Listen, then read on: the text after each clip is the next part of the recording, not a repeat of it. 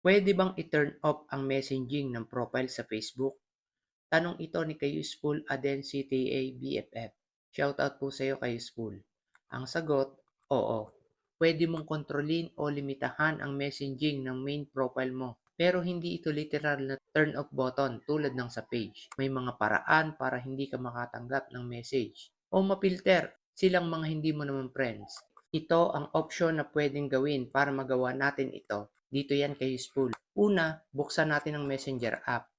I-tap ang menu, tap Settings, piliin ang Privacy and Safety, tap ang Message Delivery. Makikita natin itong people with your phone number, others on Facebook, friends of friends. I-tap mo isa-isa at piliin mo ang don't receive request. Walang message na papasok mula sa mga hindi mo friends kapag ginawa mo yan. Ito ang pinakamalapit na paraan para i-turn off ang messaging ng personal profile mo. Kung nakatulong sa iyo ang bidyong ito, huwag mo kalimutan i-share para makatulong din tayo sa iba pa. Maraming salamat sa panonood.